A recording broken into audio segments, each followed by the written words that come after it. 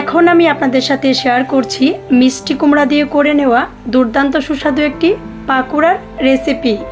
মুচমুচে এই পাকোড়ার রেসিপিটি দেখে নেওয়ার জন্যে কোনো প্রকার স্কিপ না করে সম্পূর্ণ ভিডিওটি আমার সাথে থেকেই দেখে নিন।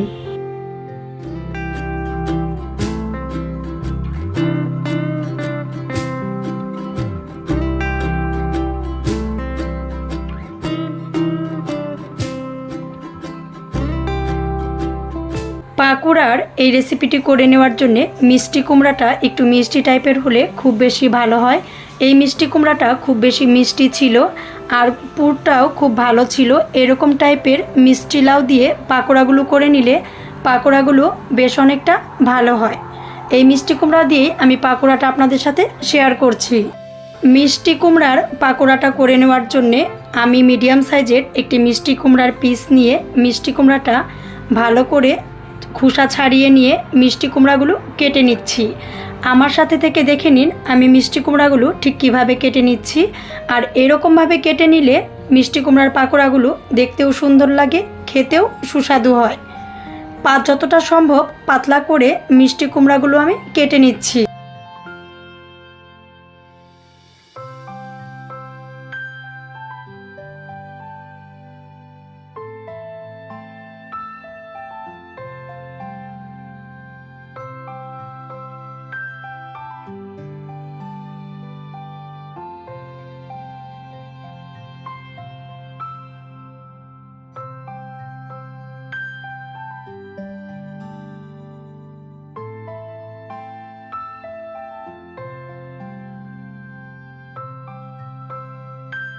আমার ঠিক যতটা পরিমাণে পাকোড়া করে নেওয়া দরকার আমি ঠিক ততটা পরিমাণে মিষ্টি কুমড়া ঠিক এরকমভাবে পাতলা পাতলা করে কেটে নিচ্ছি। বেশ অনেকগুলো মিষ্টি কুমড়া আমি ঠিক একই রকমভাবে কেটে নিয়ে ধুয়ে খুব ভালো করে জল শুকিয়ে নিয়েছি। এই মিষ্টি কুমড়াগুলোতে কিন্তু জল থাকলে পাকোড়াটা ভালো হবে না, আমি কিন্তু জল শুকিয়ে নিয়েছি। মিষ্টি কুমড়ার এই পাকোড়াটা করে নেওয়ার জন্যে ফ্রাই প্যান নিয়ে নিয়েছি সরিষার তেল।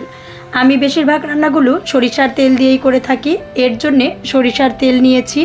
আর সরিষার তেলে কোনো পাকোড়া করে নিতে গেলে তেলটা খুব ভালো করে গরম করে নিতে হয়। আমি তেলটা খুব ভালো করে গরম করে নিচ্ছি।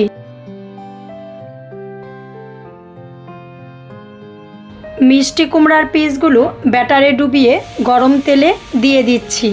পারফেক্টভাবে ব্যাটারটা কিভাবে করে নিতে হয় এই ভিডিও কিন্তু আমি আমার চ্যানেলে এর আগে আপলোড করেছি, লিঙ্কটা আমি ডিসক্রিপশন বক্সে দিয়েও দিচ্ছি, ইচ্ছা করলে দেখে নিতে পারেন।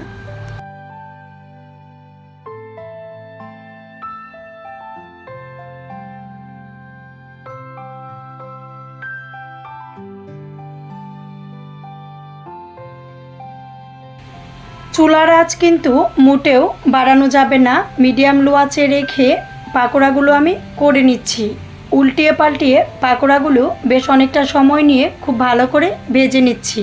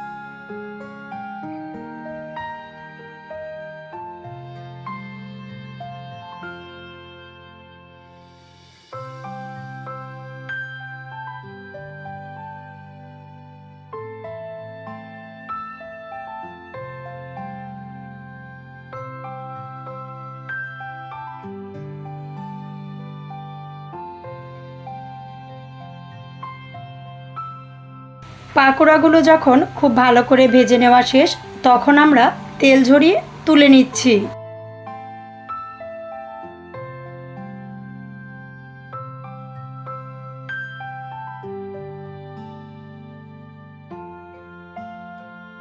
দেখতে লোভনীয়, খেতে মুচমুচে সুস্বাদু এই পাকোড়ার রেসিপিটি দেখে আপনাদের কেমন লেগেছে অবশ্যই কমেন্টস করে আমাকে জানিয়ে দিবেন।